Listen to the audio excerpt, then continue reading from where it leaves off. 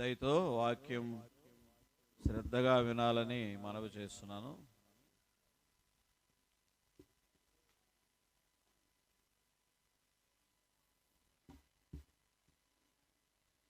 దయతో చూడండి. ఆదికాండం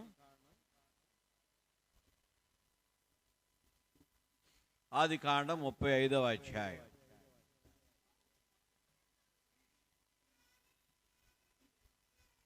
ఆదికాండం 35వ అధ్యాయం. దేవుడు యాకోబుతో నీవు లేచి మొదటి 8 వచనాలు ఉత్తర ప్రత్యుత రీతిగా చదువుదాం. ఆదికాండం 35వ అధ్యాయం మొదటి నుండి 8 వచనాలు ఉత్తర ప్రత్యుత రీతిగా చదువుదాం. నేను ఒక వచనం చదువుతాను, బైబిల్ ఉన్నవారు మరొక వచనం చదవండి. దేవుడు యాకోబుతో నీవు లేచి బేతేలుకు వెళ్ళి అక్కడ నివసించి నీ సహోదరుడిని ఏశావు ఎదుటి నుండి నీవు పారిపోయినప్పుడు నీ కనబడిన దేవునికి అక్కడ బలిపీఠం కట్టుమని చెప్పగా,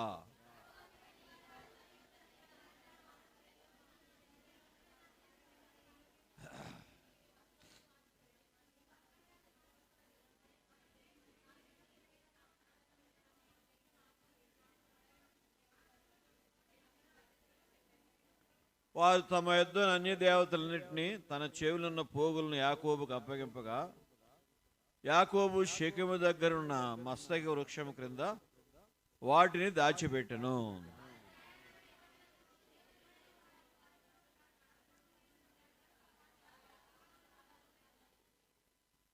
యాకోబును అతనితో ఉన్న జనులందరూ కనాన్లో లూజుకు అనగా బేతేలుకు వచ్చిరి.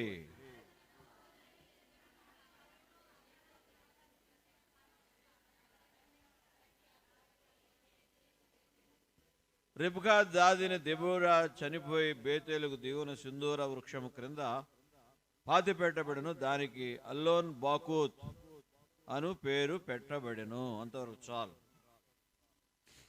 దయతో మొదటి వచనం చూడండి, మనమందరం కలిసి చదువుకుందాం. దేవుడు యాకోబుతో నీవు లేచి బేతేలుకు వెళ్ళి అక్కడ నివసించి నీ సహోదరుని ఏశావు ఎదుట నీవు పారిపోయినప్పుడు నీ కనబడిన దేవునికి అక్కడ బలిపీఠం కట్టుమని చెప్పగా. దయతో చూడండి, నీవు లేచి బేతేలుకి వెళ్ళు. బేతేలు అంటే ఏంటండి? దేవుని యొక్క మందిరం. బేతేలు అంటే అర్థం ఏంటి చెప్పండి? దేవుని యొక్క మందిరం. మరి ఇక్కడ యాకోబుతో మరి దేవుడు ఏం చెబుతున్నాడు? నీవు లేచి బేతేలుకు వెళ్ళు, దేవుని యొక్క మందిరానికి వెళ్ళమని మరి దేవుడు యాకోబుతో చెబుతున్నాడు. యాకోబు ఎక్కడున్నాడు? ఎక్కడున్నాడండి? యాకోబు ఎక్కడున్నాడంటే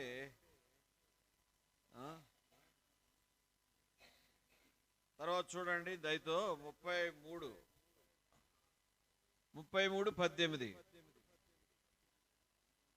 చదవండి ఎవరైనా. దయచేసి అందరు ఎవరికి అడ్డు కదలకండి, కదిలితే నేను చెప్పలేను. మీరు అందరూ శ్రద్ధగా వింటేనే నేను చెబుతా. ఇది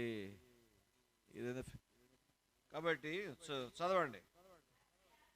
అట్లు యాకోబు పద్దనరాములుడు వచ్చిన తరువాత కనాను దేశమున షెకెము ఊరికి సురక్షితముగా వచ్చి ఆ ఊరి ముందర తన గుడారము వేసింది.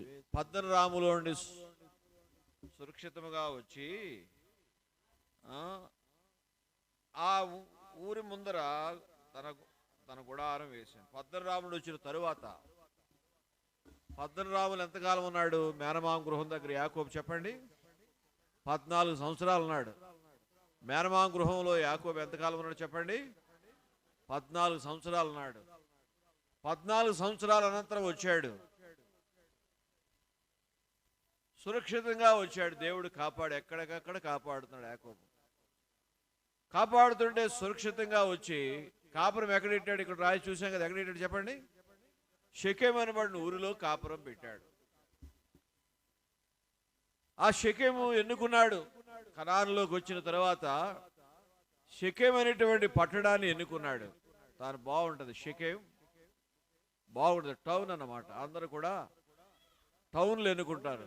ఎడ్యుకేషన్ ఫెసిలిటీ ఉంటుంది, హాస్పిటల్ ఫెసిలిటీ ఉంటుంది, ఇంకా అన్ని ఫెసిలిటీస్ ఉంటాయి.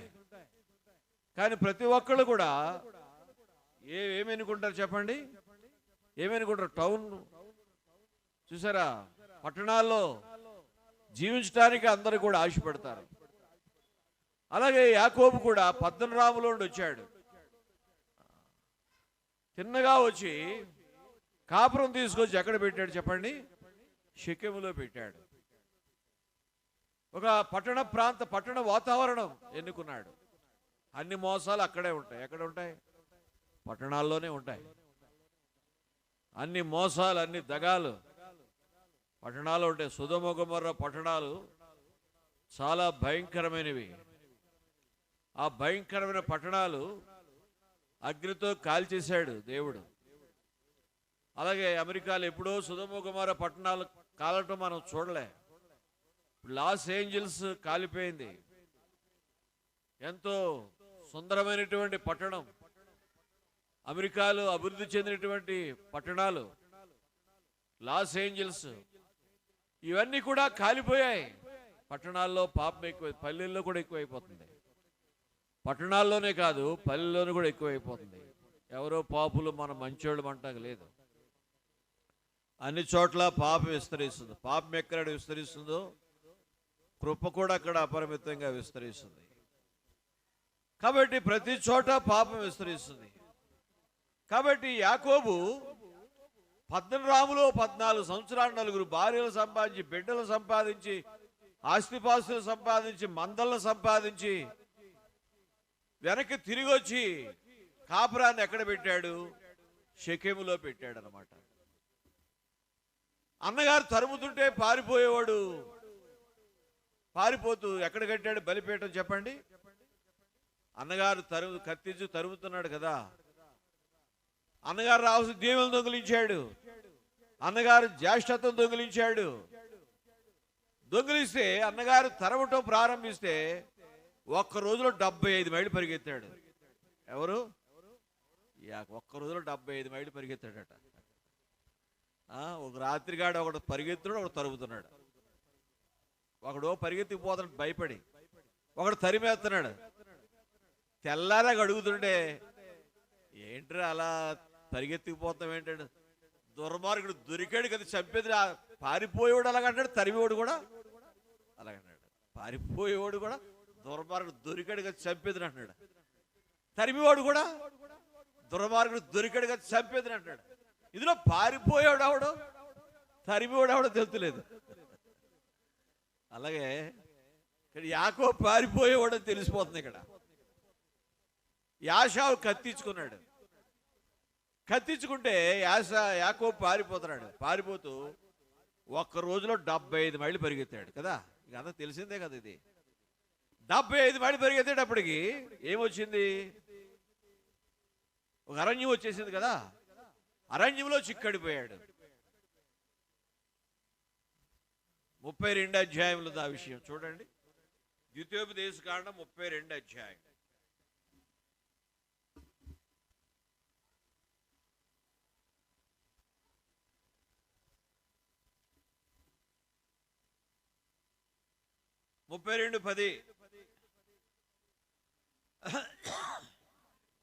అరణ్య ప్రదేశంలోను భీకర ధ్వని గల పాడని ఎడారిలోను యెహోవా వాని కనుగొని ఆవరించి పరామర్శించి కనుపాప వలె వాని కాపాడెను. భీకర ధ్వని గల పాడని ఎడారిలో యెహోవా వానిని కనుగొన్నాడు, వాని ఆవరించాడు, పరామర్శించాడు, కనుపాప వలె వానిని కాపాడాడు.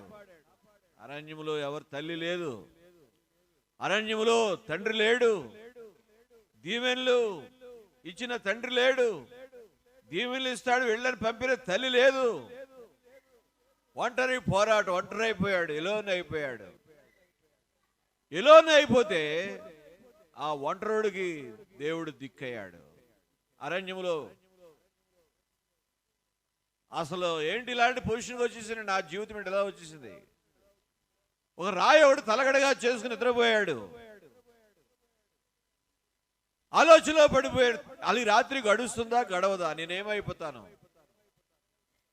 నా జీవితం ఏమైపోద్ది అనేటువంటి ఆలోచనలో పడిపోయాడు. అప్పుడు ఒక నిద్రపోయాడు, ఆలోచించి దేవుడు నిద్రించాడు. అప్పుడు ఒక కల కన్నాడు. ఓ కళ నిచ్చిన ఆకాశం మీద భూమి మీద గయపడింది, దాని మీద దేవుని దూతలు ఎక్కుచూ దిగుచూ ఉన్నారు. పైనుండి దేవుడు మాట్లాడాడు, నేను నీ తండ్రిని అబ్రహాము దేవుణ్ణి, ఇస్సాకు దేవుణ్ణి, నీకు దేవుడిగా ఉంటాను. వెళ్ళిన చోట నిన్ను కాపాడుతాను, ఈ దేశాన్ని మరలా రప్పిస్తాను. నువ్వు తూర్పుకు వ్యాపింపజేస్తాను, పడమరకు వ్యాపింపజేస్తా, ఉత్తరానికి వ్యాపింపజేస్తా, దక్షిణానికి వ్యాపింపజేస్తా. నీ మూలముగా భూలోకములను వంశాలను ఆశీర్వదించబడతాయి అని దేవుడు యాకోబుతో చెబితే అప్పుడు నిద్ర మేలుకున్నాడు. మేలుకుని దేవుడు మాట్లాడినప్పుడు ధైర్యం వచ్చింది. యాకోబు చిన్న కోరిక ఏంటది? తినటానికి, ఆహారం ధరించటానికి, వస్త్రం నాకు ఇస్తే చాలు, నీవు నాకు తోడైనట్లే, అన్ని వైపులన్నీ వ్యాపింపజేస్తానయ్యా అని దేవుడు మాట్లాడుతుంటే చిన్న కోరిక. తినటానికి ఆహారం, ధరించడానికి వస్త్రం, చిన్న కోరిక. కాబట్టి దేవుడు అభయం ఇచ్చాడు. మేనమామింటికి వెళ్ళిపోయాడు. 7 సంవత్సరాలు కొలువు చేశాడు రాహేలు కొరకు. లేయా కొరకు మరొక 7 సంవత్సరాలు, 14 సంవత్సరాలు. 4 లేయాకు దాసినిచ్చాడు తండ్రి. మరి రాహేలుకో దాసినిచ్చాడు. 4 భార్యలు, 12 మంది కుమారులు. ఆ రీతిగా యాకోబు ఆశీర్వదించబడ్డాడు. అక్కడ తలగడగా చేసుకుని రాయి నిలబెట్టాడు. దేవుడు మాట్లాడాడు. తలగడగా రాయి నిలబెట్టి దాని నూనె పోసి ఈ దేవుని మందిరం, ఇది బేతేలు అని పేరు పెట్టాడు. బేతేలు అంటే అర్థం పెట్టి దేవుని యొక్క మందిరాన్ని ఒక్కడున్నప్పుడే నిలబెట్టాడు యాకోబు దేవుని మందిరాన్ని. అలాగే అబ్రహాము కూడా బలిపీఠాలు కట్టాడు. అబ్రహాము కూడా హారాను బయలుదేరి కనానుకు వచ్చి ఆ దేశ సంచారం చేసి వెళ్ళిన చోటల్లా బలిపీఠాలు కట్టాడు. దేవుని యొక్క సాక్ష్యాలు నిలబెట్టాడు. అదొక ఆశీర్వాదం. దేవుని సాక్ష్యాలు నిలబెడతాం అనేది కూడా అది ఆశీర్వాదం. అలాగే యాకోబు కూడా దేవుని మందిరాన్ని నిలబెట్టాడు. నిలబెట్టి నూనె పోసాడు. బేతేలని పేరు పెట్టాడు. ఈ దేవుని మందిరమే కానీ వేరొకటి కాదు అని పేరు పెట్టి ముందుకు సాగిపోయాడు. దేవుడు మాట ఇచ్చాడు, కాపాడాడు. 14 సంవత్సరాలు కాపాడాడు. మరలా తిరిగి వచ్చేసాడు. వచ్చేసినట్టు తిన్నగా ఎక్కడికి రావాలి చెప్పండి? 14-15 సంవత్సరాలతో ఎక్కడికి రావాలి? దేవుడు మాట్లాడిన చోటుకు రావాలి. మందిరం నిలబెట్టిన చోటుకు రావాలి. అక్కడ దేవునికి బలులు అర్పించాలి. దేవుని కృతజ్ఞతాస్తులు చెల్లింపాలి. అక్కడ దేవుణ్ణి ఆరాధించాలి. ఇన్నేంట్లు కాపాడా ప్రభువా, నీకు వందనాలని చెప్పాలి. దేవుని సాక్ష్యాలు పెట్టాడు. రావాలి అక్కడికి. వచ్చాడా? మా దేవుని మందిరాన్ని మేము విడిచిపెట్టం అని చూస్తా. మరి వచ్చాడా? తిన్నంగా దేవుని మందిరానికి వచ్చాడా? రాలేదు. కాపురం తీసుకొచ్చి ఎక్కడ పెట్టాడు చెప్పండి? షెకెములో పెట్టాడు. కాబట్టి దేవుని మందిరాన్ని పూర్తిగా మర్చిపోయాడు. అలాగే మన జీవితాల్లో మనము కూడా దేవుని మందిరాన్ని మర్చిపోయే వారంగా ఉంటాం. పెడచెవిని పెట్టే వారంగా ఉంటాం. నిర్లక్ష్య పెట్టే వారంగా ఉంటాం. అన్ని విషయాల్లో దేవుని మందిరం విషయంలో నమ్మకంగా ఉండవు. 101వ కీర్తన గ్రంథం 101వ అధ్యాయం.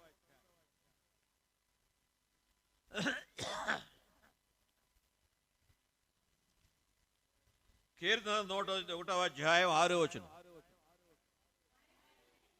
నా యొద్ద నివసించినట్లు దేశములో నమ్మకస్తులైన వారిని నేను కనిపెట్టుచున్నాను. నా యొద్ద నివసించినట్లు దేశం ఎవరి కోసం కనిపెడుతుంది చెప్పండి? నమ్మకస్తులు ఎవరున్నారు? నా మందిరంలో నివసించడానికి అనుకూలు ఎవరున్నారు? దేశంలో నమ్మకస్తులైన వారి కొరకు కనిపెట్టుచున్నాను. తర్వాత నిర్దోష మార్గమందు నడుచువారు నాకు పరిచారకులగుదురు. అంతసేపు డిలే చేయకూడదు. మోసము చేయవాడు నా ఇంట నివసింపరాదు. అబద్ధములు ఆడువాడు నా కనుల నిలవడు. యెహోవా పట్టణములోండి చేటుకై భక్తిహీనులందరినీ ప్రతి ఉదయం నేను సంహరించాను.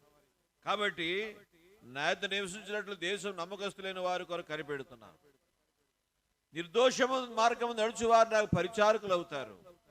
మోసము చేయవాడు నా ఇంట ఉండరాదు. నమ్మకస్తులు దేవుని ఇంటిలో దేవుడు చేర్చుకుంటాడు, దేవుడు కాపాడుతాడు, దేవుడు చోటిస్తాడు. మోసకరమైన ఆలోచనలు, మోసకరమైన దురాలోచనలు చేయటం అనేది దేవునికి ఎంత మాత్రం కూడా అంగీకారం కాదు. మోసం చేయవాడు నా ఇంట ఉండరాదు. అబద్ధములు ఆడువాడు నా కనుదిటి నిలవడు. కాబట్టి ప్రియులారా, నమ్మకస్తులంగా దేవుని ఇంటిలో మనం ఉండాలి. దావీదు దేవుని మందిరాన్ని ఎంతో ప్రేమించాడు. యెరూషలేమా, నిన్ను ప్రేమించు వారు వర్ధిల్లుదురు అంటాడు. 122వ కీర్తన గ్రంథం 122వ అధ్యాయం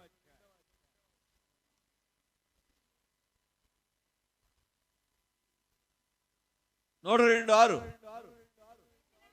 యెరూషలేము యొక్క క్షేమము కొరకు ప్రార్థన చేయుడి. యెరూషలేమా, నిన్ను ప్రేమించువారు వర్ధిల్లుదురు. యెరూషలేము అంటే దేవుని యొక్క మందిరం. యెరూషలేము యొక్క క్షేమం కొరకు ప్రార్థన చేయండి. యెరూషలేము క్షేమంగా ఉండాలి, సంఘం క్షేమంగా ఉండాలి, దేవుని మందిరం క్షేమంగా ఉండాలి, సంఘం క్షేమంగా ఉండాలి, పరిచర్య ధర్మం జరగాలి, పరిశుద్ధులు సంపూర్ణ అవ్వాలి. దాని కొరకు దేవుడు ఎన్ని ఏర్పాట్లు చేశాడు. సేవకులను ఇచ్చాడు, ఉపదేశకులను ఇచ్చాడు, ప్రవక్తలను ఇచ్చాడు. సంఘ క్షేమం, దేవుని మందిరమే క్షేమము కోరి దేవుడు కావలసిన ఏర్పాట్లన్నీ కూడా చేశాడు. అయితే మనం దేవుని మందిరమే క్షేమాన్ని కోరుతున్నామా? మన క్షేమాన్ని మనం కోరుకుంటున్నామా? కాబట్టి యెరూషలేము యొక్క క్షేమం కొరకు ప్రార్థన చేయండి. యెరూషలేమా, నిన్ను ప్రేమించువారు వర్ధిల్లుదురు. కాబట్టి దేవుని మందిరాన్ని ఎవరు ప్రేమిస్తారో వాళ్ళు వర్ధిల్లుతారు. కాబట్టి ప్రియులారా, దావీదు తన జీవితంలో దేవుని యొక్క మందిరాన్ని ఎంతో ఎక్కువగా ఆయన ప్రేమించాడు. దేవుని మందిరాన్ని ఎంతో ఎక్కువగా ప్రేమించాడు. కీర్తన గ్రంథం 52వ అధ్యాయం కీర్తన గ్రంథం 52వ అధ్యాయం 52:8 నేనైతే దేవుని మందిరములో పచ్చని ఒలీవ చెట్టు వలె ఉన్నాను. నిత్యము దేవుని కృపయందు నమ్మిక. నేనైతే దేవుని మందిరములో పచ్చని ఒలీవ చెట్టు వలె ఉన్నాను. నిత్యము దేవుని కృపయందు నమ్మిక ఉంచి ఉన్నాను. కాబట్టి ప్రియులారా, దేవుని మందిరములో మరి మనం నివసించే వారంగా ఉండాలి. ఒక యవనస్తుడున్నాడు, 3 అడ్రస్లు చెప్తాడు. ఏంటి 3 అడ్రస్లు అంటే, 1 దేవుని మందిరం, 2 కాలేజీ మందిరం, ఇంకా కాలేజీ, దేవుని మందిరం, కాలేజీ, ఇల్లు. 3 అడ్రస్ ఉంటే ఇంట్లో ఉంటాడు, లేకపోతే కాలేజీలో ఉంటాడు, లేకపోతే దేవుని మందిరంలో ఉంటాడు. అంతే. అలాగున్న యవనస్తులు ఆశీర్వదించబడ్డారు. అలా ఉన్న యవనస్తులు వర్ధిల్లారు. అలా ఉన్నటువంటి యవనస్తులు ఘనపరచబడ్డారు, వృద్ధిలోకి వచ్చారు. అలాగే దేవుని మందిరాన్ని హత్తుకుని బ్రతకటం అనేది ఆశీర్వాదం. దేవుని మందిరాన్ని ప్రేమించటం అనేది ఆశీర్వాదం. మా దేవుని యొక్క మందిరాన్ని మేము విడిచిపెట్టాం. మా దేవుని మందిరాన్ని మేము మరిచిపో జాలం. కొన్నిసార్లు మందిరాల్లో చూసుకుంటూ వెళ్ళిపోతారు అంతే. మందిరాన్ని నిర్లక్ష్య పెడతారు, దైవ సేవకులు నిర్లక్ష్య పెడతారు, సంఘాన్ని నిర్లక్ష్య పెడతారు. లోకానుసారంగా లోక స్నేహితులతో ఎంజాయ్ చేస్తారు. లోక కార్యకలాపాలు, లోకల్ అమ్యూజ్మెంట్స్ ఉంటాయి. అనేకులు సంతోషించడానికి లోకానందాలు కోరుకుంటారు. అనేక దేవుళ్ళు నిలబెడతారు. అన్యులు వారు రోజులు ఉత్సవాలు చేస్తారు, వారు రోజులు భజనలు చేస్తారు. ఆ తర్వాత వాటిని ఊరేగిస్తారు. బళ్ళు మీద కట్టి, విగ్రహాలను కట్టి ఊరేగిస్తారు. అక్కడ గొంతులు ఉంటాయి, నాట్యాలు ఉంటాయి, ఆటలు ఉంటాయి, పాటలు ఉంటాయి. They are gods of amusements. కాలక్షేపణ దేవుళ్ళు వాళ్ళు. కాబట్టి కాలక్షేపణ దేవుళ్ళు.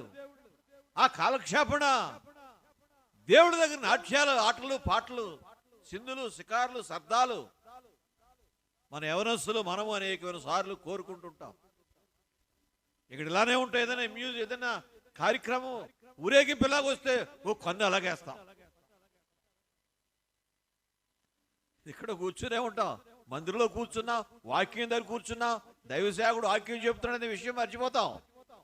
అడవాడు ఎంత పొడుగుంటాడు నిలబెడతారు. ఎంత పొడుగంటాడు?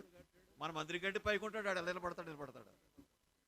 ఆడిని ఎక్కడ మాయ, మనుషుల దగ్గర ఉన్నా మాయ. మనుషుల దగ్గర బోర్డు అంత మాయ ఉంది. మరి కాబట్టి బోళ్ళ తత్వజ్ఞానం ఉంది, చమత్కారం ఉంది మనుషుల దగ్గర. చమత్కారం మాయ. ఆడు మనిషికి నిలబడితే ఆడిని ఇలా చూడవలసి వస్తుంది. ఆడిని ఊరేగిస్తూ ఉంటారు. ఆడిని చూస్తే బోళ్ళు మంది ఎడుతూ ఉంటారు. కాబట్టి మరి ఇలాంటి ఆకర్షణీయమైన విషయాలు లోకల్ ఎన్నో జరుగుతాయి. వాటికి ఇచ్చిన విలువ ఆయన్ని గతించిపోయేవి. అలాంటి అల్లరితో కూడిన ఆటపాటలు, సినిమాలు, షికార్లు, శబ్దాలు, వీటిని మనం ఆశించకూడదు, వీటిని మనం కోరుకోకూడదు. అనేక మంది టైం పాస్ కొరకు టీవీలు, సెల్ ఫోన్లు ఆశ్రయిస్తూ ఉంటారు. రేపు వచ్చిన ప్రభు వచ్చినప్పుడు ఎగరలేకపోతా, అయ్యే కాళ్ళకు అడ్డు వచ్చేస్తాయంట. టీవీలు, సెల్ ఫోన్లు అన్నీ కూడా ప్రభు వచ్చినప్పుడు సంఘం ఎగిరిపోద్దని మనకు తెలుసు కదా. ప్రభు వచ్చినప్పుడు మనం అందరం ఏం చేయబడతాం? ఎత్తబడతాం. మధ్యాకాశానికి ఎత్తబడతాం. ఆ ఎత్తబడేటప్పుడు మనం ఎగరకుండా సెల్ ఫోన్లు కాళ్ళకి అడ్డుపడిపోతాయట. ఆ టీవీలు కాళ్ళకు అడ్డుపడి ఎగరనివ్వటాయి. ఎగరనివ్వకుండా అలా వెనకలాగేస్తాయంట, దింపేస్తాయంట అవి. కాబట్టి జాగ్రత్తగా ఉంటామని అవసరం. టీవీలు, సెల్ ఫోన్లు ఎంజాయ్మెంట్ టైం పాస్ కొరకు ఆడిని ఎన్నుకుంటూ ఉంటాం మనం, టైం పాస్ అవటానికి. అవి కాదు. బైబిల్ను ఎన్నుకో. సమయం ప్రభు పాదాల దగ్గర గడుపు, దేవుని మందిరంలో గడుపు. ఇలాంటి లోకాకర్షణలకు లొంగిపోకు. కాబట్టి ప్రియులారా, ఇలాంటి ఆకర్షణీయమైన విషయాలు మనుషులు ఎన్నుకునేవాడు ఉంటాడు. అయితే దేవుని పిల్లలు దేవుని మందిరములో సంతోషిస్తారు. దావీదు దేవుని మందిరాన్ని ఎంతో ప్రేమించాడు. తన జీవితం దేవుని మందిరముతో ముడిపడిపోయింది. సౌలు జీవితంలో మందిరం ప్రస్తావన లేదు. మొట్టమొదటి రాజు సౌలుకు చాలా కృప చూపాడు దేవుడు. బెన్యమీను గోత్రికుడు సౌలు. ఆ బెన్యమీను గోత్రికుడికి ఎంతో కృప చూపాడు. ఇశ్రాయేలు రాజ్యాన్ని పరిపాలించే ధన్యత ఇచ్చాడు. అతనికి కానీ అతని కుమారుడికి కానీ దేవుని మందిరముతో అసలు సహవాసమే లేదు. ఉందా? అనేకులకు దేవుని మందిరముతో సహవాసం లేదు. ఉద్యోగాలు చేసుకుంటున్నారు, కార్లు కొనుక్కుంటున్నారు, మంచి బట్టలు వేసుకుంటున్నారు, చక్కగా తింటున్నారు, రక్క తాగుతున్నారు. మేము హీరోలు, మేము గొప్పవాళ్ళు. ఏంటి గొప్ప? దేవుడు లేని మానవుడు, దేవుడు లేని జీవితం, దేవుడు లేని బ్రతుకు. ఎందుకు వచ్చిన బ్రతుకు నీది? కాబట్టి వాళ్ళు దేవుడు లేని జీవితం, క్రీస్తు లేని జీవితమేలా ఎంచుకొనుము నేడే ప్రభువును. వేషధారణ భక్తి వలన మోస గురువుల బోధల వలన వేషధారణ భక్తి వలన మోస గురువుల బోధల వలన ఆశ చూపి మోసము చేసెడి అద్దమెరుగని తత్వములేలా క్రీస్తు లేని జీవితమేలా ఎంచుకొనుము నేడే ప్రభు. క్రీస్తు లేని జీవితం అనేకులు జీవిస్తూ ఉంటారు. కాబట్టి ప్రియులరా, దేవుని మందిరంతో సహవాసం, దేవుని సేవకులతో సహవాసం. వాళ్ళు విలువ కట్టలేరు, దేవుని మందిరానికి విలువ కట్టలేరు, దేవుని సేవకులు విలువ కట్టలేరు, దేవుని సంఘానికి విలువ కట్టలేరు. వాళ్ళకి మేడలు ఉన్నాయి, వాళ్ళకి ఉద్యోగాలు ఉన్నాయి, వాళ్ళకి వస్త్రాలు ఉన్నాయి. ఇది ఎందుకంటే ఏంటి అని గర్వపడుతూ ఉంటారు, అతిశయపడుతూ ఉంటారు. కాబట్టి ప్రియులారా, దావీదు తన జీవితంలో దేవుని యొక్క మందిరాన్ని ఎంతో ప్రేమించాడు. ఇక్కడ మనం చూడండి దయచేసి, కీర్తన గ్రంథం 36 అధ్యాయం.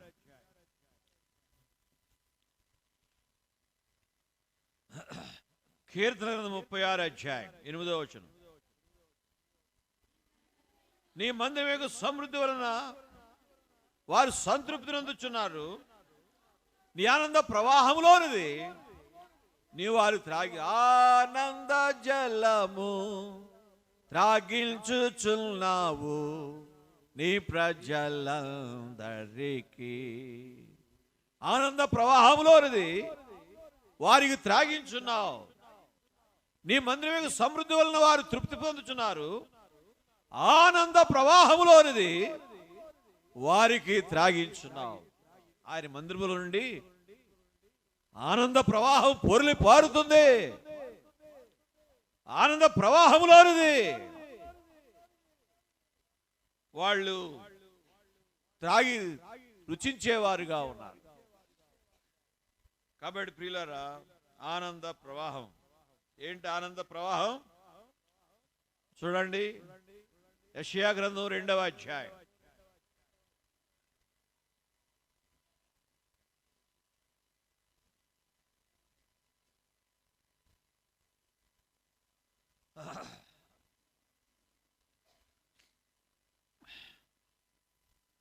యెషయా గ్రంథం 2వ అధ్యాయం 2వ వచనం. అంచె దినములలో పర్వతంలోని యెహోవా మందిర పర్వత శిఖరమున స్థిరపరచబడి కొండల కంటే ఎత్తుగా ఎత్తబడిను. ప్రవాహం వచ్చినట్లు సమస్త అన్యజనులు దానిలోనికి వచ్చేదారు. కాబట్టి అంచె దినాల్లో పర్వతాలన్నిటికంటే యెహోవా మందిర పర్వత శిఖరం మీద స్థిరపరచబడుతుంది. కొండల కంటే ఎత్తుగా ఎత్తబడుతుంది.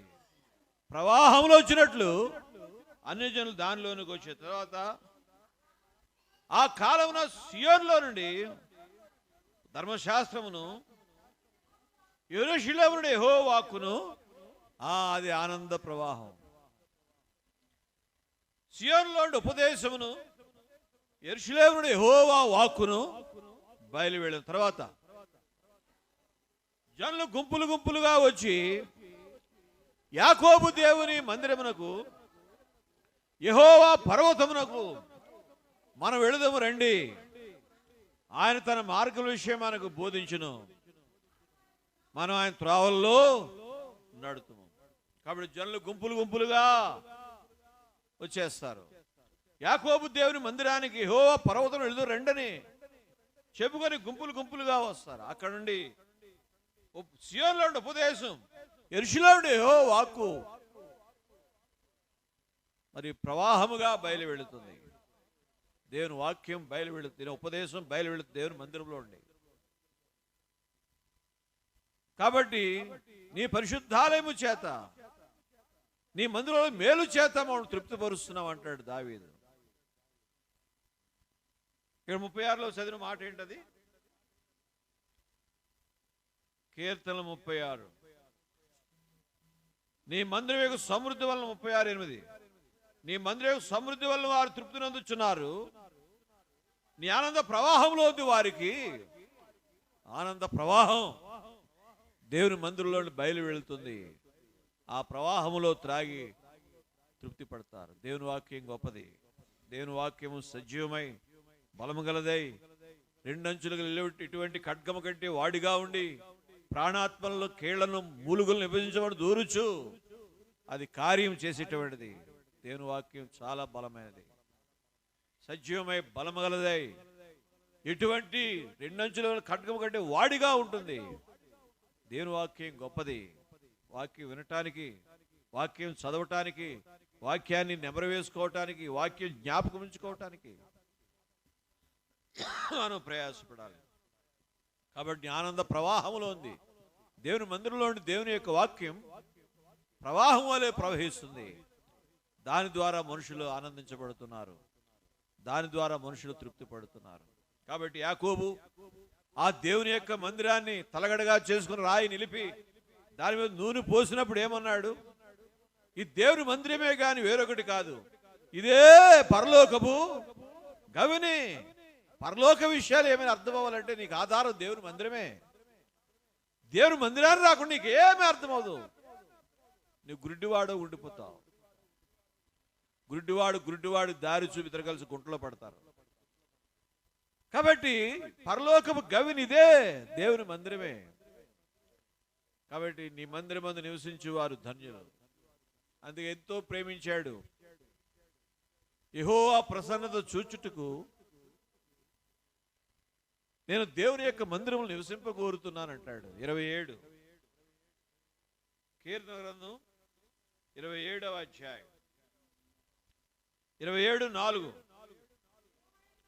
యెహోవాతో ఒక్క వరం అడిగి తిని దానిని వెదుగుచున్నాను.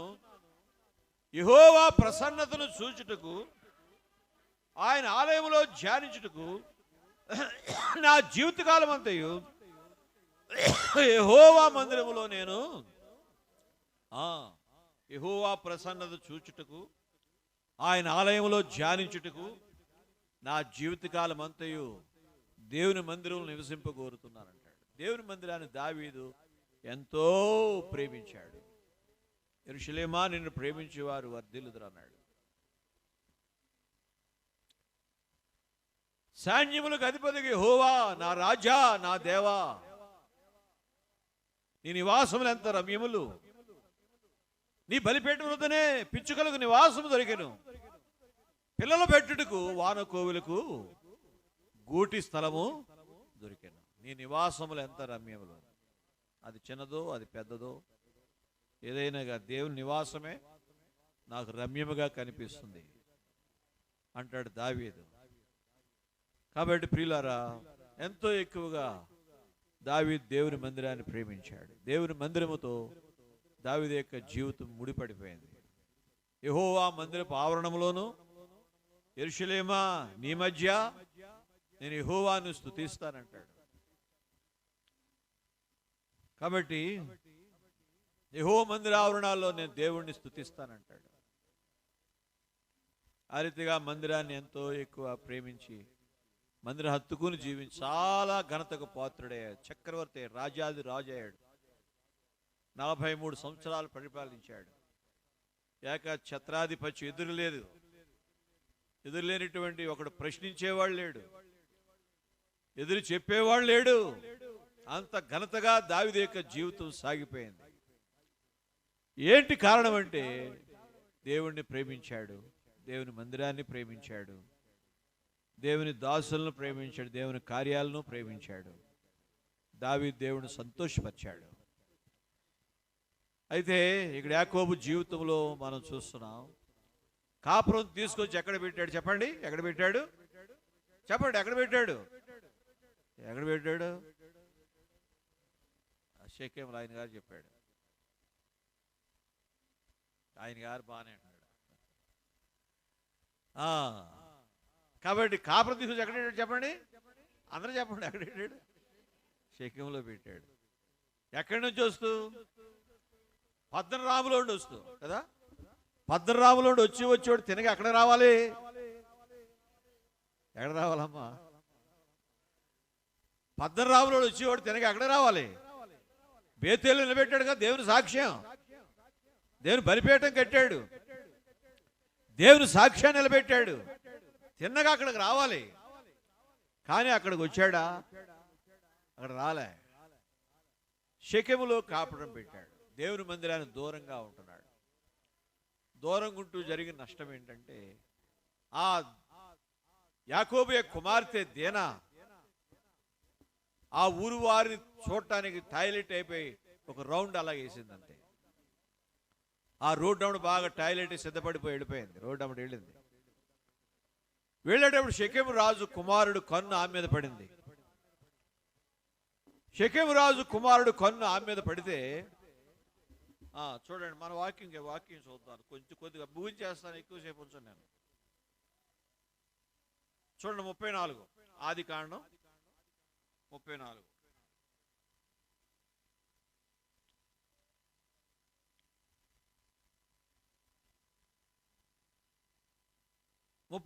అధ్యాయం మొదటి నుంచి చూడండి.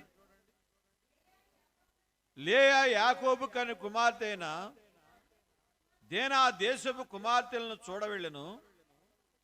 ఆ దేశమును వెళ్ళిన హివ్వీయుడైన హమోరు కుమారుడు షెకెము ఆమెను చూచి ఆమెను పట్టుకుని ఆమెతో శయనించి ఆమెను అవమానపరచెను. అతని మనసు యాకోబు కుమార్తె దీనా మీదనే ఉండెను. ప్రేమించి ఆమెతో పాటలాడి. కాబట్టి ఇక్కడ దీనా ఆ షెకెము రాజు కుమారుడి పేరు కూడా షెకెము. అతడు ఏం చేశాడు? దీనా యాకోబు కుమార్తె కనిపిస్తే ఆమెను చెరిపివేశాడు, ఆమెతో శయనించాడు. ఇది చాలా బాధాకరమైన విషయం. ఆమె మీద మనసు పెట్టుకున్నాడు. ఆమె కావాలి, నాకు ఆమె కావాలి, నాన్నగారు ఆమె కావాలి, రావలే కాదు, ఎవరు వద్దండి. చూసారా, ఒకటి మీద పెళ్లి చేసుకుని ప్రేమించుకుంటారు. ప్రేమించుకున్న తర్వాత ఇంకా అతనే చేయి, ఆడనే చేయి, లేకపోతే ఆ మనిషిని ఆడ మనిషిని ఆవిడనే చేయి అని పట్టుకుంటారు తల్లిదండ్రులు. వద్దే బాబు, అది చేసుకుంటే నీ జీవితానికి క్షేమం కాదన్న ఎనరాళ్ళు. డీప్ లవ్లోకి వెళ్ళిపోయారండి. కాబట్టి ప్రేమ ముదిరింది. ఇంకెవరు చెప్పినా వాళ్ళు వినరు. అది నష్టం, ఆ మార్గం నీకు వేలు కాదు, నీ జీవితానికి క్షేమం కాదు అన్న వినరు. అలాగే షెకెం మనసంతా దీనా మీద పెట్టేసుకున్నాడు. ఒరే వద్దురా బాబు అని వాళ్ళ బాబు చెప్పే ఉంటాడు. వాళ్ళు ఎక్కడోళ్ళోరా వచ్చి ఇక్కడ ఉంటున్నారు కదా, మన దేశం వాళ్ళు కూడా కాదురా, వాళ్ళు మన ప్రాంతం వాళ్ళు కూడా కాదురా, వద్దురా బాబు అన్నా కూడా వాడు వినలేదు. షెకెము అనేవాడు. ఆమె మీద మనసుడు, ఆమె కావాలండి నాన్నగారు అని చెప్తే అప్పుడు తండ్రి కొడుకు మాట కాదనలాగా వచ్చి యాకోబుని అడిగాడు. అయ్యా యాకోబు గారు, నా కుమారుడు మీ కుమార్తెని ప్రేమిస్తున్నాడు, మీ కుమార్తెను నా కుమారుడికి ఇచ్చి పెళ్లి చేయండి అంటే, మరి మీరు వచ్చి నన్ను అడిగారు మంచిదే, నా మగపిల్లలకు చెప్పాలి కదా, నా మగపిల్లని అడిగి చెప్తా అన్నాడు. మగపిల్లని అడిగి చెప్తానంటే లేవి షిమ్యోన్ ఫుల్ బ్రదర్స్ అన్నమాట వాళ్ళు. లేవి షిమ్యోన్ ఫుల్ బ్రదర్స్ అంటే యాకోబుకు 4 భార్యలు 12 కొడుకులు పుట్టారు. ఈ లేవి షిమ్యోన్ దీనా యొక్క ఫుల్ బ్రదర్స్. ఆ లేవి షిమ్యోన్తో ఆలోచించాడు యాకోబు.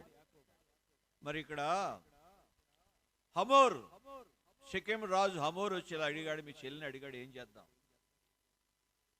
సున్నతి లేనోడికి మా చెల్లిని మేము ఇస్తామా? మా చెల్లి వాడికి కావాలంటే ఆ మగోళ్ళంతా సున్నత చేసుకోరు. ఇశ్రాయేలు సున్నత ఆచరిస్తారు. వాళ్ళ సున్నత నియమించాడు దేవుడు. వాళ్ళ సున్నత ఆచరిస్తే ఇస్తాం అని అబద్ధం చెప్పారు. కోపంతో రగిలిపోతున్నారు వాళ్ళు. లోన ఎన్నెన్నో హత్యలు జరుగుతున్నాయి. లోన ప్రేమ పెళ్ళిళ్ళు ఇక్కడే ప్రారంభమయ్యా హత్యలు. కాబట్టి వాళ్ళు సున్నత ఆచరిస్తే వాళ్ళ దేశం వాళ్ళంతా సున్నత ఆచరించాలి, ఆ ఊరంతా సున్నత ఆచరించాలి. అప్పుడు మా చెల్లిని వాళ్ళకి ఇస్తామంటే ఎట్టగానే అమ్మాయిని పొందాలి అని చెప్పి షెకెములో ఉన్న మగవాళ్ళందరూ సున్నతి చేసుకున్నారు. షెకెం రాజు హమోరు ఆజ్ఞాపించాడు, ఈ దేశంలో మగవాళ్ళందరూ సున్నతి చేసుకోవాలి. రాజు ఆజ్ఞాపిస్తే చేయవలసిందే. ట్రంప్ గారు ఆజ్ఞాపిస్తున్నాడు, అందరూ వెళ్ళిపోవాలి మా దేశం. వెళ్ళిపోతున్నారు అంతే. రాజు తలుచుకుంటే దెబ్బలకు లోటు ఉండదు. కాబట్టి షెకెములో అందరూ సున్నతి ఆచరించినప్పుడు ఏం జరిగింది? ఆ లేవి షిమియోన్ కత్తులు ధరించి ఆ షెకెం మీద పడి మగవాళ్ళందరినీ చంపేశారు. ఎవరు? యాకోబు కుమారులు లేవి షిమియోన్. ఎంత బాధాకర విషయాలు చూడండి. అక్కడ కుమార్తె చెరిపివేయబడింది, కుమారులు మర్డరర్స్ అయ్యారు. నరహంతకులు. ఎంత బాధకరం అండి. కుమారులు నరహంతకులు అయ్యారు. ఎందుకు బాధలు, ఎందుకు కష్టాలు? ఎందుకు కష్టాలంటే చూడండి, కీర్తన గ్రంథం 16వ అధ్యాయం.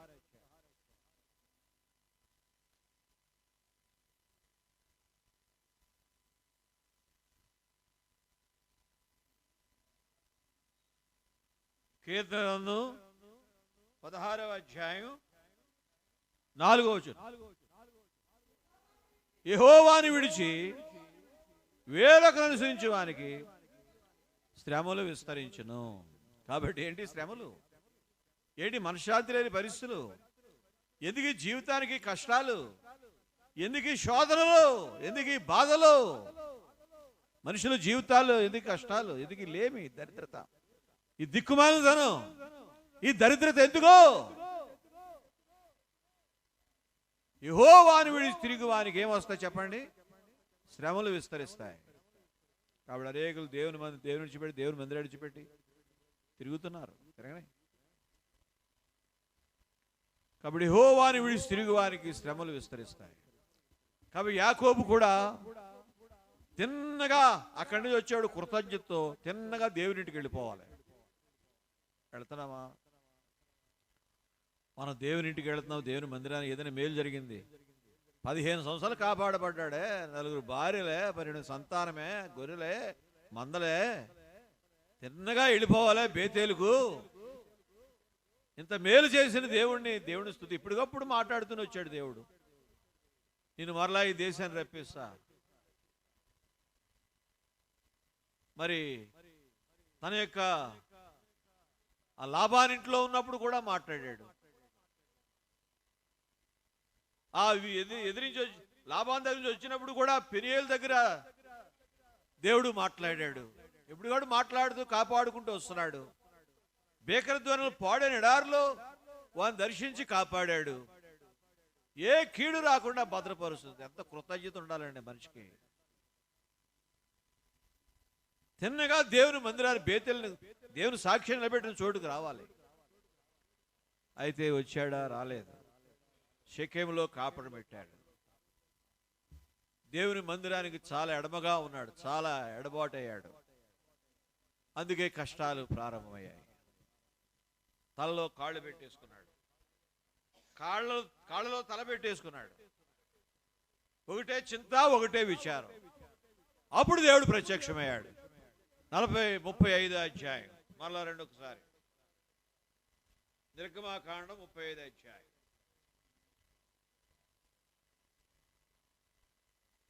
35వ అధ్యాయం మొదటి నుండి. దేవుడు యాకోబుతో, మన ఆదికాండం 35. దేవుడు యాకోబుతో, నీవు లేచి బేతేలుకు వెళ్ళి అక్కడ నివసించి నీ సహోదరి యాసానుని బయలుదేరి ఎదురు నీ పారిపోయినప్పుడు నీ కనబడి దేవుడికి బలిపీఠం కట్టు. కాబట్టి నీవు లేచి తల కాళ్ళలో పెట్టేసుకున్నాడు. చింతపడిపోతున్నాడు. చేయండి నా బ్రతికలుగా అయిపోయింది. ఆడ కుమార్తె చెరిపోయబడే, అక్కడ కుమారులు మర్డరర్స్ అయ్యాయి. ఎంత అవమానం, ఎంత బాధ. ఏంటిది? ఎందుకు జీవితం ఇలా మారిపోయిన పరిస్థితులు? ఒకటే చింత. ఎందుకయ్యా అంత చింతపడతావు? ఎందుకయ్యా అంత విచారపడతావు? లేచి బేతేలుకు వెళ్ళు అని దేవుడు మాట. శ్రమ దినములో నీకు ఉత్తరం ఇచ్చిన దేవునికి బలిపీఠం కట్టు. అక్కడ దేవుని బలు అర్పించు, దేవుడిని ఆరాధించు. నీ కష్టాలు తీరాలంటే వెళ్ళు. అని దేవుడు యాకోబుతో చెప్పాడు. అప్పుడు లేచి అందరు బిడ్డలందరితో రండి లేవండి, మనం బేతేలుకి వెళ్ళాలి, మనం బేతేలుకి వెళ్ళాలి, లేవండి అంటే వాళ్ళంతా కూడా ఏం చేశారు? యాకోబు తన ఇంటి వారితోనూ తన ఎద్దును వారందరితోనూ మీ ఎద్దును అన్య దేవతలను పారవేసి మీరు శుచిపరుచుకొని మీ వస్త్రములు మార్చుకునండి, మనం లేచి బేతేలుకి వెళుదాం, నా శ్రమ దినము నాకు ఉత్తరం ఇచ్చి నేను వెళ్ళిన మార్గము నాకు తోడయండి, దేవునికి బలిపీఠమును అక్కడ కట్టేదనని ముందు తెలీదా ఈ విషయం? రండి బేతేలుకి వెళదాం, నా శ్రమదినం నాకు తోడయండి దేవునికి ఆ బలిపీఠం అక్కడ కడదాం రండి. ముందు తెలీదా? ముందు తెలియదు.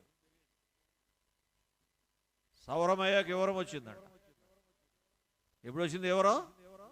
సౌరమయ్య అన్ని రకాల బాధలు వచ్చాక వివరం వచ్చింది. ఇప్పుడు ముందు ఆ వివరం ఏదో ముందుంటే బాగానే ఉందుడు.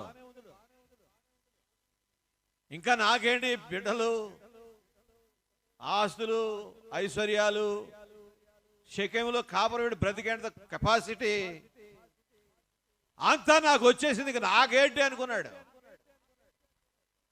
ఒకటి దేవుడు తలుచుకుంటే ఎంత మానవుడి జీవితం తలకిందులు అయిపోతాయి. నీవు నేను బాగానే ఉన్నట్టు ఫీల్ అవ్వచ్చు.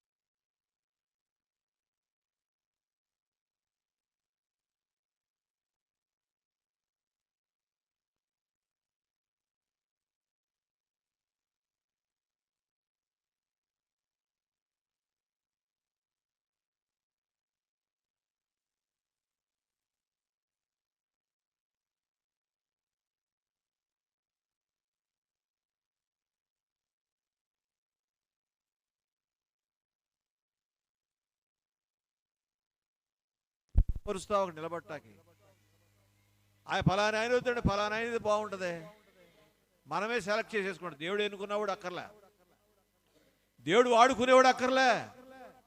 దేవుడు ఎవరు వాడుకుంటారు ఎవరు తెలుసు? దేవుడు వాడుకునేవాడు అక్కర్లే, దేవుడు ఎన్నుకున్నవాడు అక్కర్లే.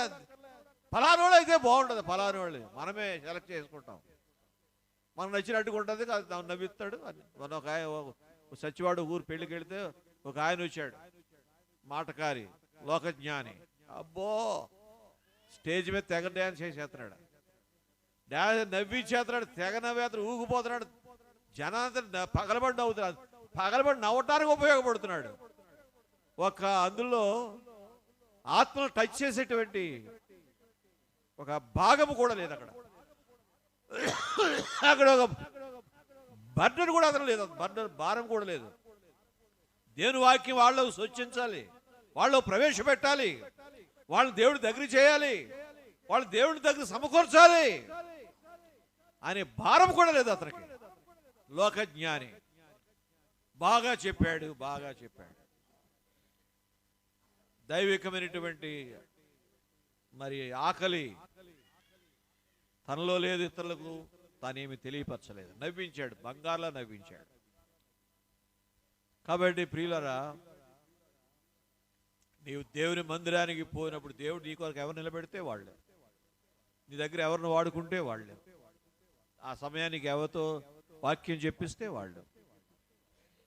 కాబట్టి ఎవరు నా కొరకు నిలబెడతావు, నాకేమి నేర్పిస్తావు, నువ్వు నాతో ఎంతో ప్రార్థనాపూర్వకంగా దేవుని మందిరానికి రా.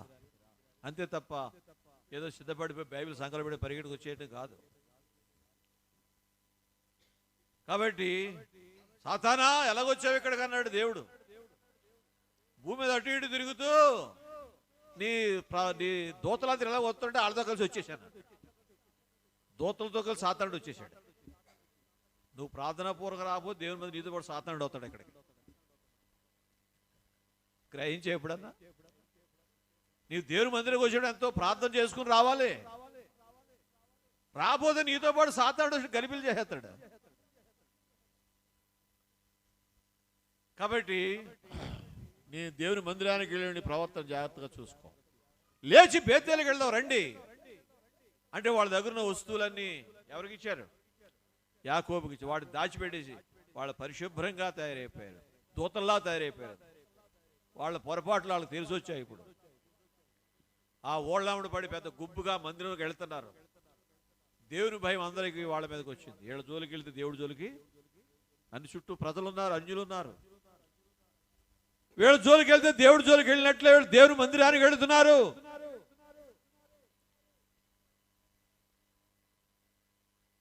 నీ మూర్ఖమైన వక్ర జనం మధ్య మూర్ఖమైన వక్ర జనం వీళ్ళంతా. లోకులందరూ మూర్ఖులు, వక్ర జనం. మీరు మూర్ఖమైన వక్ర జనం మధ్య జీవవాక్యం చేత పట్టుకుని లోకంలో జ్యోతుల్లా కనబడుతున్నారు. ఆ బైబిల్ సెంగుసాటు నెట్టుకొస్తున్నారా? భారత మందిరానికి వస్తూ ప్రార్థన మందిరానికి వస్తూ బైబిల్ ఎక్కడ పెడుతున్నారు? మీరు సెంగుసాటు నెట్టుకొచ్చి ఓడి కూడా ఉండేవారు మా ఊడి వరకు. కాబట్టి మీరు మూర్ఖమైన ఒక్కరి జనం మధ్య జీవవాక్యం చేత పట్టుకోవాలి. అందరు కనబడేలాగా జీవవాక్యం చేత పట్టుకుని లోకమందు జ్యోతుల్లా కనబడుతున్నారు. దేవుని వాక్యం పట్టుకులాగా వెళ్తే ఎలా ఉంటావు తెలుసు? నువ్వు జ్యోతిలాగా ఉంటావు. ఎలా ఉంటావు చెప్పు? జ్యోతిలాగా ఉంటావు, దేవుని బిడ్డలాగా ఉంటావు, దేవుని కుమారులా ఉంటావు, దేవుని కుమార్తెలాగా ఉంటావు. ఇలా షార్ట్ నెట్కి వెళ్తే నీ ముఖంలో కాంతి ఏమి ఉండదు. కాబట్టి మీరు మూర్ఖమైన ఒక్కరి జనం మధ్య దేవుని వాక్యం ఒక్క జనం జీవవాక్యం చేత పట్టుకుని లోకంలో జ్యోతులు వలె కనబడుతున్నారు. కాబట్టి ఆ రీతిగా వాళ్ళంతా అన్ని తీసి వాళ్ళ వెండి బంగారం నగలను తీసి అవతల పారేసి హోలీ ఫైర్ ఏర్పరిచారు భక్సింగ్ గారు. ఆ ప్రారంభ రోజుల్లో హోలీ ఫైర్ ఏర్పాటు చేస్తే వాళ్ళ వెండి బంగారాలు ఇంకా నవల్స్, చెడ్డ సాహిత్యాలు, ఎన్ని పాపాలనే అని తీసుకొచ్చి మంటలో పడేయండి అన్నాడు. ఈ మంటలో పడేయండి అంటే వాళ్ళ దగ్గర పాపాలను తీసుకొచ్చి వాళ్ళ మంటలో పడేసి పరిశుద్ధంగా బ్రతకటానికి వాళ్ళు తీర్మానం చేసుకున్నారు. పరిశుద్ధంగా బ్రతకటానికి వాళ్ళు తీర్మానం చేసుకుని వాళ్ళు దేవుల్లో సాగుతున్నారు. ఉందా తీర్మానం? ఆ తీర్మానం లేకుండానే కాలం గడిచిపోతుంది. కాలమెల్ల గడచిపోయే మోసపోతినేసయ్యా, గడచినాటి కాలమింకా ఏడ్చినాను వాచునా. కాలమెల్లా గడిచిపోతుంది. దేవుడు నమ్ముకోకుండానే, దేవుని గారు బ్రతకకుండానే, దేవుని గారు స్థిరంగా తీర్మానం చేసుకోకుండానే రోజులు గడిచిపోతే 7 వచ్చింది, 40 వచ్చేస్తున్నాయి, 50 వచ్చేస్తున్నాయి, 60 వచ్చేస్తున్నాయి, 70 వచ్చేస్తున్నాయి.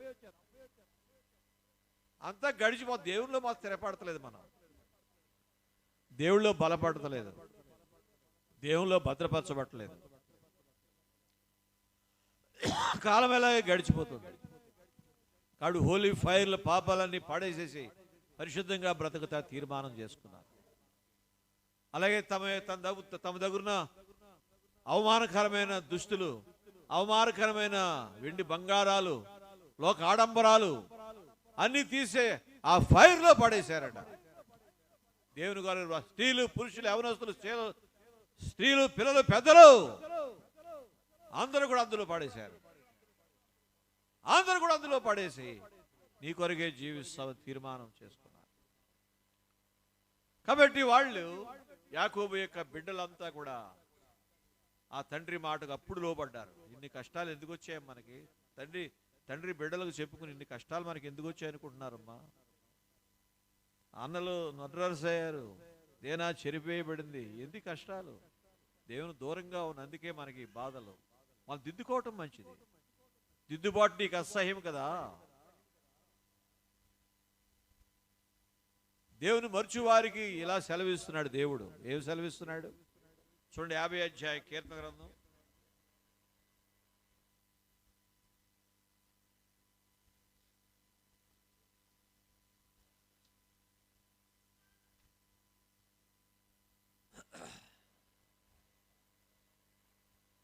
50:16. భక్తిహీనులతో దేవుడు సెలవిచ్చున్నాడు, నా కట్టలు వివరించుట నీకేం పని? నా నిబంధన నోట వచించదవేమి? దిద్దుబాటు నీకు అసహ్యం కదా.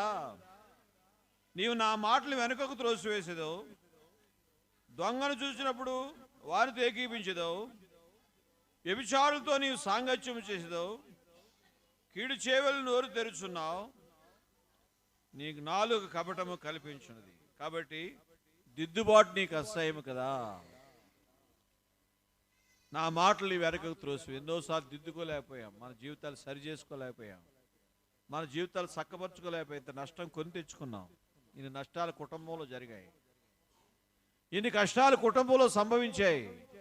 మనం బేతేలికి వెళదామమ్మా. మీ దగ్గర ఉన్నవన్నీ తీసి పారవేయండి. అవన్నీ తీసి యాకోబుకి ఇస్తే మస్తక వృక్షంగా దాచిపెట్టేశాడు. వాళ్ళు పెద్ద గుంపుగా దేవుని మందిరానికి వెళితే ఎంత ఆనందం అండి. నీ కుటుంబంతో, నీ బిడ్డలతో దేవుని మందిరానికి వస్తే ఎంత ఆనందం. ఒక్కడవే వస్తావు, భార్య బిడ్డ లేనోళ్ళలాగా.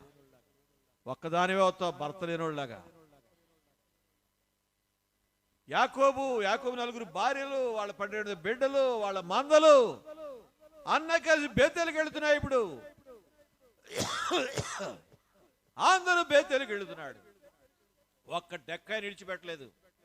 ఐగుప్తులు అందరూ బయటకు వచ్చేసారు. అందరూ దేవుని దగ్గరికి వెళుతున్నారు. ఇశ్రాయేలు, ఎప్పుడైనా నీ కుటుంబ సమేతంగా ప్రభు దగ్గరికి వచ్చావా? అనుభవం నీకుందా? ప్రభు యేసునందు నీ విశ్వాసం ఉంచు, నీవు నీ ఇంటి వారు రక్షణ పొందుతారు.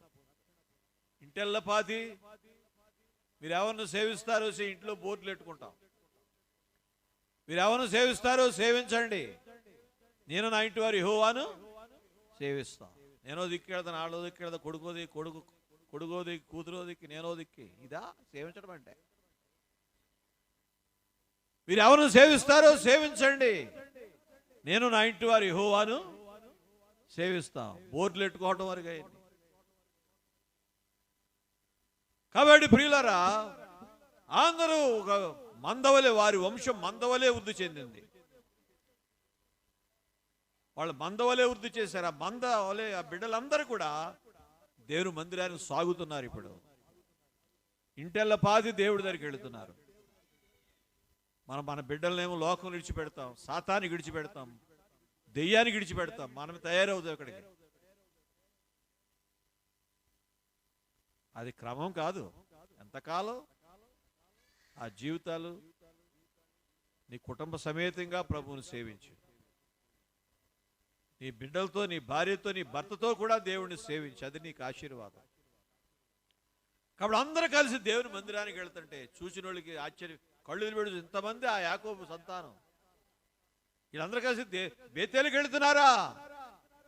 అందరూ ఆశ్చర్యపోతున్నారు, ముక్కు మీద వేలేసుకున్నారు. ఎంత శ్రద్ధగా, దైవ భయం వాళ్ళ అన్యుల మీదకి వచ్చింది. వీళ్ళ మీద ఎవడు నోరు ఆడించట్లే, నాలుగు విప్పట్లే, నోరు పెద విప్పట్లే. దైవ భయం వాళ్ళతో ఉంది, అన్యులతో ఉంది. వీళ్ళ జోలికి వెళ్తే దేవుడి జోలికి వెళ్ళినట్లే అని దైవ భయం వాళ్ళకు ఉంది. వాళ్ళు వచ్చారు, బేతేలికి వచ్చారు, బలిపీఠం కట్టారు, దేవునికి బలి అర్పించాడు. అప్పుడు నెమ్మది వచ్చింది. కలవరం, భయం, ఆందోళన అన్నీ పోయాయి. శాంతి, సమాధానం యాకోబు బిడ్డలకు, యాకోబు కుటుంబానికి వచ్చింది. కాబట్టి ప్రియులారా, దేవుని మందిరంలోకి వచ్చినప్పుడే శాంతి, సమాధానములు, ఆనందం, నిబ్బరం, ధైర్యం అన్నీ కూడా యాకోబు కుటుంబానికి దొరికాయి. కాబట్టి నీవు లేచి బేతేలుకి వెళ్ళు. శ్రమ దినములు నీకు ఉత్తరం ఇచ్చిన యాకోబు దేవునికి మరలా బలిపీఠం కట్టు అన్నప్పుడు యాకోబు లేచి దేవుని మందిరానికి వచ్చి దేవుని బలిపీఠం బిడ్డలతో కుటుంబం అందరితో వచ్చాడు. అందరితో వచ్చి దేవునికి బలిపీఠం కట్టి దేవుడిని ఆరాధించాడు. అప్పుడు తన జీవితానికి శాంతి, సంతోషం, సమాధానం వచ్చింది. అలాగే కుటుంబాలు ఇశ్రాయేల్ 12 గోత్రాలు యెరూషలేములో దేవుని కార్యాలు జరిగితే గోత్రాలుగా దేవుని మందిరానికి వెళ్ళేవారు. 120 కీర్తనలు యాత్రా కీర్తనలు అయ్యి ఆ పాటలు పాడుకుంటూ యాత్ర చేసుకుంటూ ఇశ్రాయేలీలు గోత్రాలుగా దేవుని మందిరానికి వెళ్ళేవారు, యెరూషలేముకి వెళ్ళేవారు. అలాగే మనము కూడా కుటుంబాలుగా తరలి రావాలి దేవునింటికి. అది మనకు ఆశీర్వాదం, మన బిడ్డలకు ఆశీర్వాదం. దేవుని మందిరానికి ఎక్కడ దూరంగా ఉన్నాము, ఎక్కడ అవిధేయులుగా ఉన్నాము, ఎక్కడ నిర్లక్ష్య పెడుతున్నాము, ఎక్కడ మందిరాలు ఎక్కడ తృణీకరిస్తున్నాము, మన కుటుంబాన్ని బిడ్డలను దేవుని మందిరంలో చేర్చుకోవటం ఎక్కడ మర్చిపోయాము, అవసరం లేదన్నట్టు ఎక్కడ తలస్తున్నాము, ఎక్కడ ఫీల్ అవుతున్నాము, అందరూ అక్కర్లేదు వెళ్తే సోలాలు ఎక్కడ తలస్తున్నాము. నేను రియలైజ్ అవుదాం, పశ్చాత్తాపడదాం. దేవుని మందిరానికి మనం నడుద్దాం, మన కుటుంబాలు నడిపించుకుందాం. దేవుడిచ్చిన నెమ్మది, శాంతి, సమాధానం పాత్రలు అవుదాం. ప్రార్థించుకుందాం.